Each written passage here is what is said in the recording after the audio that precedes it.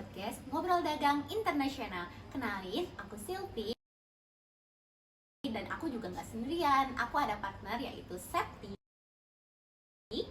Halo semuanya, hari ini kita bakal ngobrol-ngobrol santai mengenai dunia ekspor-impor. Khususnya soal cara pembayarannya nih, gimana sih cara pembayarannya yang aman dan nyaman? Lumayan berat juga nih ya. Berat sih, tapi penting banget karena kita juga jadi tahu bisnis kita itu bisa sukses atau gagal. Bener banget, karena dalam bisnis internasional, beda negara, beda budaya, pasti beda juga sistem keuangannya. Kalau nggak hati-hati, bisa-bisa barang udah dikirim, uangnya belum nyampe. Makanya kita harus paham nih sistem pembayaran seperti cash payment atau letter of credit. Dan yang bikin obrolan hari ini kita makin seru, kita juga nggak cuma berdua loh. Ada 3 teman kita yang pastinya mereka itu sudah berkecimpung langsung di dalam ekspor dan impor. Langsung aja kita sapa, ada Ana, Atta, Salma. Halo semuanya, welcome to the show. Oke, kita mulai dari pertanyaan yang krusial banget yang mungkin orang lain juga mempertanyakan, khususnya aku gitu. Kenapa sih kita perlu banget gitu untuk memahami metode pembayaran ekspor impor ini? Bener banget, mungkin aku pribadi ya, kadang mikirnya tinggal transfer aja uangnya, tapi kenyataannya kan nggak sesimpel itu kan ya. Bener banget. Nah, langsung aja deh kita tanya nih ke yang paling suhu ya gitu ya, ke Ana. Menurut Ana nih ya, secara singkat aja, kenapa pelaku usaha itu harus paham benar soal metode pembayaran ekspor impor dan jangan salah pilih gitu kayak gimana? Oke, jadi kalau menurut aku sih penting ya bagi para pelaku usaha itu untuk mengerti gitu tentang metode-metode pembayaran apa aja yang ada. Karena kan ini tuh menyangkut keamanan transaksi juga. Terus kan kita bicara tentang transaksi lintas negara ya, yang mana beda zona waktu. Terus tentunya juga akan ada hukum yang berbeda dan peraturan yang berbeda gitu di negara-negara lain.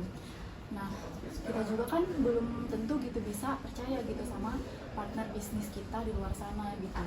Maka dari itu penting gitu untuk kita hati-hati gitu dalam memilih metode pembayaran yang ada gitu, biar kita nggak rugi atau ya nantinya malah ditipu gitu sama partner bisnis kita. Setuju sih, karena kan beda negara itu beda resiko ya. Ada yang ekonominya itu stabil, ada juga yang ekonominya itu fluktuatif banget. Jadi penting banget buat kita untuk cari metode pembayaran yang pas. Iya, jadi bener banget yang tadi tuh. Jadi kita tuh jangan cuma kayak gimana ya metode pembayaran yang gampang banget, tapi kita juga harus tahu resiko-resiko yang mungkin akan terjadi ke depan.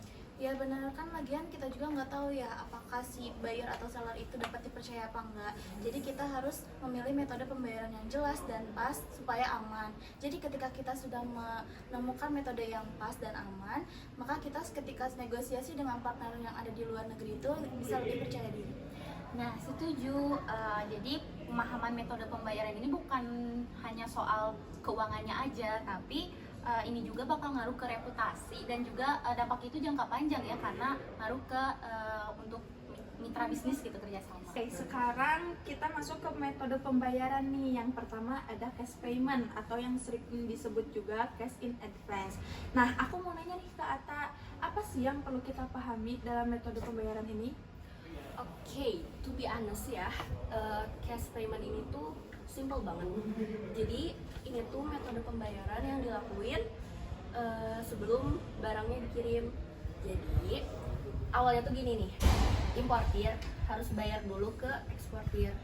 Terus udah kayak gitu, nanti kalau misalnya dananya udah ada sama eksportirnya, baru si eksportir bisa ngirim barangnya, terus diproses gitu-gitu.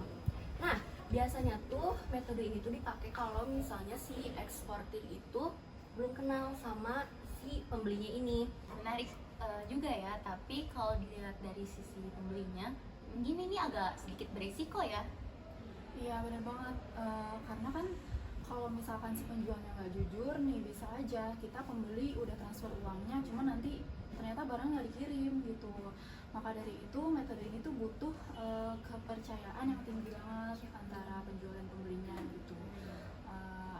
Lebih bagus lagi kalau si pembeli itu sebenarnya sebelumnya udah riset dulu gitu, bahwa misalkan si penjual itu dia trusted atau enggak, websitenya resmi atau enggak, terus ada legalitasnya atau enggak gitu usahanya. Oh gitu ya. Tapi tetap ya harus ada transparansi dan komunikasi antara penjual dan pembelinya. Biar kedua belah pihaknya sama-sama nyaman gak sih? Nah, kalian kan udah berkecimpung lama nih di dunia ekspor impor.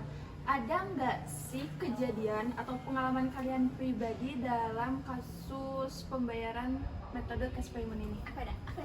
Apaan tuh? Wow. Oke, apa tuh Ata? Jadi tuh ya gini guys, aku tuh eksportir kopi. Nah, terus udah kayak gitu, aku punya buyer baru. Bentar. Aku potong. Kita samakan namanya. Oh, iya. Si Akang, karena kita orang Sunda. Akang Gendang. Iya, si Akang ini tuh dari Korea. Si Akang ini tuh mau beli kopi dari aku. Sudah kayak gitu tuh, si Akang ini tuh udah deal-dealan nih sama aku kalau misalnya bayarnya tuh mau pakai cash in advance. Nah, udah nih deal-dealan, terus dia juga udah transfer kan ke aku. Nah, aku pun udah nge-proses, udah ngirim barangnya. Pokoknya udah ada di proses lah sama aku gara-gara dia tuh udah transfer kan. Nah, unfortunately pengiriman ini tuh ada masalah. Masalahnya tuh dari cuaca kan, we never know ya. Iya. Kalau misalnya cuaca gimana? Nah, terus dia tuh kayak trust issue gitu loh ke aku, sampai malah ya dia tuh mau cancel Refund payment. gitu. Yes, dia tuh pengen refund. Padahal uangnya udah masuk gitu ya.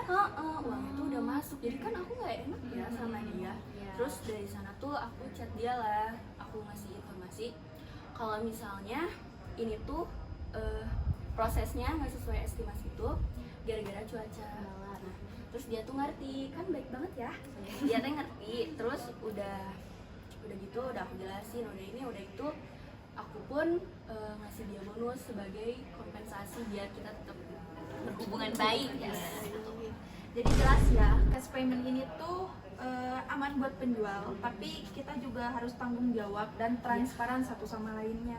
Nah, kita bisa lihat ya kalau misalnya cash payment itu memang aman gitu ya buat eksportir. Tapi kalau misalnya kurang percaya atau gimana ya, kepercayaannya itu belum kuat gitu ya, ini juga bisa beresiko gitu ya, baik bagi eksportir maupun penjual atau pembeli gitu ya. Makanya di transaksi internasional, apalagi skalanya besar dan bersangkutan dengan negara yang regulasinya ketat, orang-orang tuh lebih memilih metode pembayaran yang lebih terjamin nggak sih? Iya, betul banget. Apalagi ya setahu aku itu ada letter of credit atau LC gitu ya biasanya. Nah, buat teman-teman jangan berpikiran kemana-mana ya. LC di sini kita tentang letter of credit. Ya. Ini cukup menarik karena ternyata LC ini komunikasinya bukan hanya antar penjual dan pembeli aja, tapi melibatkan bank sebagai pihak penengahnya. Oke, kita langsung tanya ke Salma aja nih. Menurut Salma, jelasin secara singkat aja ya, apa sih LC itu dan kenapa gitu lebih aman gitu? Jadi LC atau letter of credit itu adalah semacam jaminan pembayaran dari bank, di mana nantinya pembeli itu akan minta bank untuk membuat jaminan kepada penjual bahwa penjual itu akan dibayar asalkan semua dokumen dan syarat-syaratnya itu telah terpenuhi. Jadi bukan langsung transfer antara penjual dan pembeli ya, tapi harus ke bank dulu. Nah benar, dan ini tuh bikin kedua belah pihak jadi lebih tenang. Penjual itu jadi tenang karena mereka itu tahu bahwa akan dibayar asalkan semua dokumen dan syarat-syaratnya itu telah terpenuhi. Dan juga pembeli juga akan tenang karena mereka tuh bayarnya nanti di saat semua dokumennya itu telah ada. Jadi cocok banget gitu ya buat transaksi yang nilainya besar atau melibatkan negara yang sistem hukumnya juga beda jauh gitu ya. Iya benar banget, soalnya emang LC ini biasanya tuh dipakai untuk ekspor impor barang berat gitu, atau misalkan bahan baku industri, atau juga kalau misalkan ada proyek antar negara gitu. Tapi ya memang biayanya juga ya lebih besar, Ya, lebih tinggi, costnya tinggi gitu ya. Iya. Metode biasanya. Oke, masuk akal karena prosesnya lewat bank, dokumennya juga harus lengkap dan sedetail itu juga ya. Ya memang harus lengkap banget ya, mulai dari invoice, bill of lading, terus juga packing list dan sertifikasi asal barang gitu. Jadi mereka ini memang harus benar-benar sesuai dengan apa yang telah disepakati oleh penjual dan pembeli di awal gitu. Karena kalau enggak, ini bisa jadi aja transaksinya tuh macet gitu. Dan masih mending kalau macet ya. Gimana kalau misalkan nanti gagal, malah nggak jadi gitu kan kan rugi. Nah bener, aku juga pernah bantuin klien yang lagi ekspor komponen otomotif ke Jerman. Jumlahnya itu kan lumayan cukup besar ya. Dan mereka tuh memutuskan untuk menggunakan LC atau letter of credit karena metode ini tuh bisa membuat aman lah ya. Nah, awalnya sih berjalan dengan lancar ya tanpa ada kendala apapun. Tapi setelah dokumennya itu diperiksa kembali oleh pihak banknya, ternyata ada kesalahan di invoice nomor serinya. Nah, jadi si nomor serinya itu beda 1 angka dengan yang ada di dalam kontrak. Wow, kayaknya slepe banget deh ya. Kayaknya sepele banget. Iya. Tapi pasti masalahnya jadi makin ribet dan besar juga ya. Iya. Kelihatannya sih sepele kan ya. Nah, tapi ternyata itu tuh bisa bikin banknya tuh jadi nolak proses pembayarannya gitu. Jadi akhirnya dokumen yang tadi tuh direvisi kembali sama kita tuh. Nah, pembayarannya tuh jadi diundur sekitar 2 minggu lah ya. Nah, untungnya sih pembelinya itu sabar dan pembelinya itu jadi komunikasinya baiklah sama kitanya. Jadi itu tuh bukan masalah yang besar lah. Aman ya LC ini, cuman emang dia ini bisa jadi sedikit kaku ya. Yang kasus yang tadi nih, dimana cuman tipe 1 angka aja dia jadinya kan ribet kan, harus ngulang lagi dari awal dan sebagainya. Jadi emang kalau nggak 100% sesuai bisa ditolak begitu aja. Terus makanya penting gitu buat kita yang misalkan mau ekspor impor pakai LC ini tuh punya tim dokumentasi yang teliti banget gitu, biar nantinya nggak ada kejadian. Oke, jadi intinya LC itu ibaratnya main aman, tapi butuh kedisiplinan yang tinggi, apalagi soal administrasinya. Setelah kita lumayan lama berbincang-bincang ke kanan, ke kiri, ke atas, bawah nih ya, aku mau sharing lah. Kira-kira ada nggak sih tips dari kalian buat para pembisnis untuk memilih metode pembayaran yang lebih aman atau kayak yang lebih pas lah untuk bisnisnya itu? Gimana sih? Oke, mungkin dari aku dulu kali ya.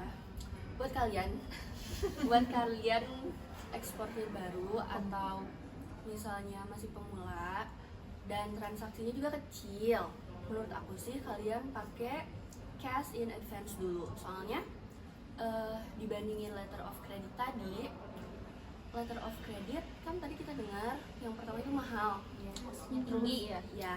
Terus yang kedua itu dokumennya juga kan harus benar-benar rapi, kita harus punya tim dokumen bla bla bla. Jadi menurut aku kalau emang transaksinya masih kecil dan kalian udah saling kenal, kalian pakai cash in advance dulu, ya nggak sih? Ya, sedangkan kalau misalkan kalian transaksinya besar nih, ratusan juta atau mungkin miliaran gitu kan, terus dengan partner bisnis yang emang belum dikenal gitu, belum terlalu kenal, kalian bisa pakai LC karena itu emang lebih aman ya, buat jaga-jaga gitu. Kan uang kalian banyak nih gitu ya, tadi transaksiin, gak mau kan rugi gitu.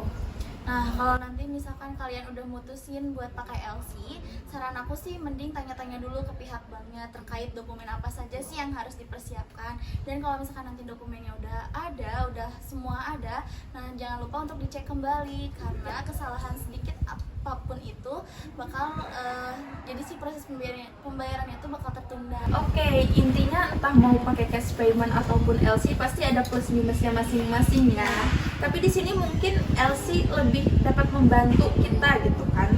Tapi ya itu tadi harus super duper teliti, apalagi dengan dokumennya yang harus rapi itu gitu kan.